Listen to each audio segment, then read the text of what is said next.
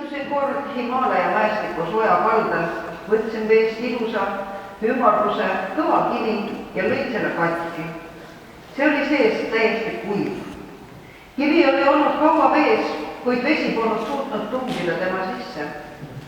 Sellised on ka eurooplased, mõtles see hindu päritolu kristlane. 100 aastat on nad ligunenud Kristuses, nad on uppunud selle õnnistustesse. Nad elavad Kristuses, kuid usk ei ole pääsenud nende sisemusse ega ela nende sees. Põhjus ei ole risti usus, vaid südamete kõvaduses. Sellepärast ei ole ka midagi imestada, et paljud inimesed ei tea, kes on Kristus. Tundub, et need sõnad käivad eriti just meie eestlaste, eestimaalaste kohta. Meie maad ütlekse Jumala poja ema järgi Maarja maaks. Meie juured, meie kultuur on kindlalt ristiusus, Kristluses.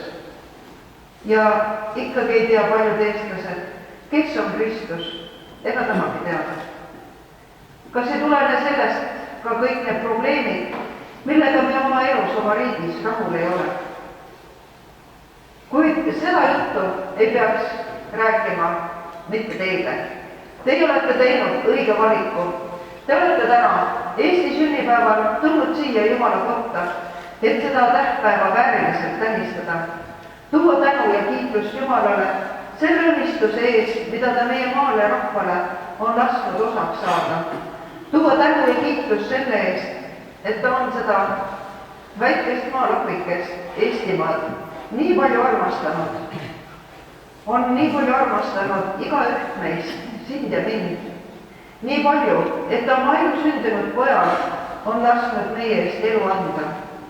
Selle eest, et Kristuse risti alla saame maha panna oma koormat, mis meid on vaeva.